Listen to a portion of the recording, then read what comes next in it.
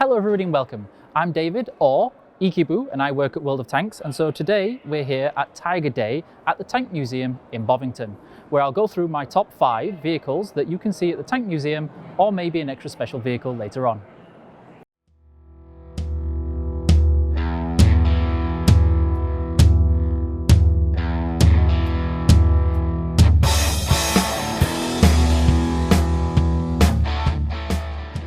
Please remember to like, subscribe or click the little notification bell if you don't want to miss out on these videos. And I'd just like to say thank you to all our patrons for making this possible. Please join them if you can. And here is my number 4 pick, the Mark IV. This tank, considered to be the first mass-produced crew vehicle by the British Army, or in fact any army around, was around at World War I. It featured in the first tank versus tank combat, beating a fellow or opposite German tank. And here you can see what I'm called, or what I'm told is a fascine. And so this is a large bundle of twigs that you'd be used, drop into the trenches and cross it over. This tank, like all the other mass-produced ones at the time, were actually very effective at breaking through German front lines and crossing the trenches at battles like Cambrai. And my number 3 tank is of course the iconic, the famous or infamous Tiger tank. Now, if you're like me and you started your journey in games or kind of more of a passionate historian, you will have come across this tank. Essentially, this is the journey tank of all tanks that you come across from World War II era.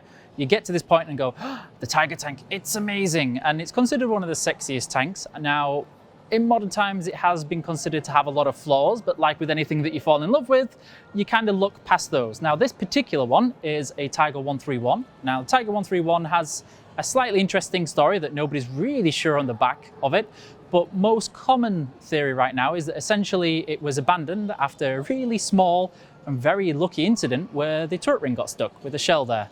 And once that was done, it was recovered, it was paraded, it was used as a trophy, it was broken down, and the Allies took a lot of learnings from this vehicle. Now, of course, we're here at Tiger Day. This is a Tiger 131, which means this is the one that's going to run, and that's why we're here, and I'm looking forward to it, and that's why I like the Tiger.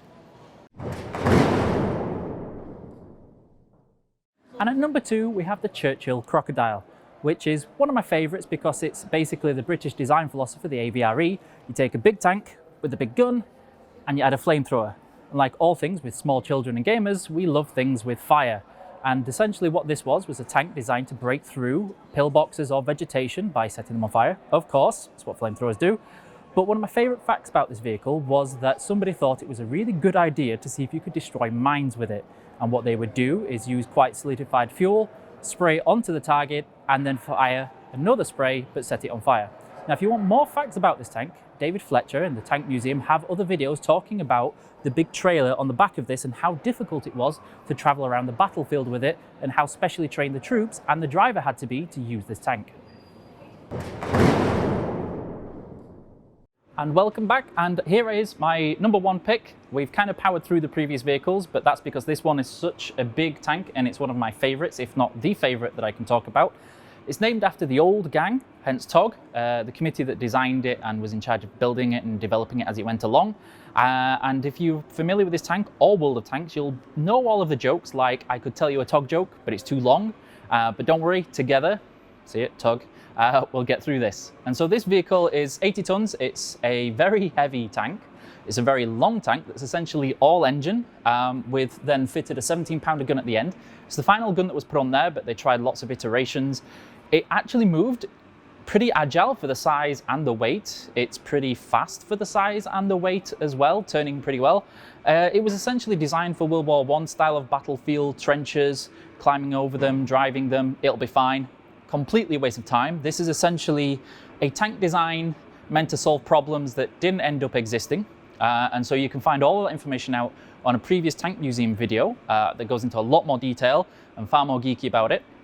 I'm just going to cover why I like it and from a game perspective, and that's that this thing is a very community favorite. The fans love this, players love this, because as soon as you see it on the battlefield, they'll all group around, they'll all jump together, they'll either push it or use it as mobile cover because it is a very big tank. And yeah, if you get a couple of them in the battlefield, everybody kind of raises their gun and says hi, and it's like, oh, TOG! And so yeah, this is my number 1 for that reason. It's Probably an odd pick, but if you're familiar with World of Tanks as a game, you will understand it, and probably up there with your top 5 too. Some of you by now will probably be thinking, but that's only 4, can't you count? And that's because this next bit is going to be a little bit like cheating, where we're going to use some editing, some magic and IT wizardry to bring you the mouse tank. Now, the mouse tank is my favorite for no sensible or logical reason. This is purely a science/engineering geek's dream, in that it was a lot of solutions to a problem that didn't even need to exist. It was 188 tons, it was way too heavy to cross bridges, it had very novel ways of crossing rivers, in that it would actually need to drive under, supposedly, and then cover all of the exhaust, get another mouse tank to then power it to get it across. And yeah, it was essentially just oversized and great in terms of if you're a geek or a small boy, you're thinking big tanks are the best. Completely impractical.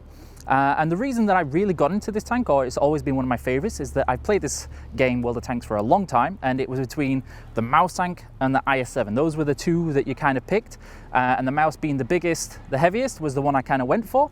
And so yeah, we're going to cheat, show you the mouse tank that unfortunately is not here at the Tank Museum, but hopefully maybe one day with a wish, a star, or some magic, we'll get one. But yeah, that's why the mouse tank is my cheating pick here.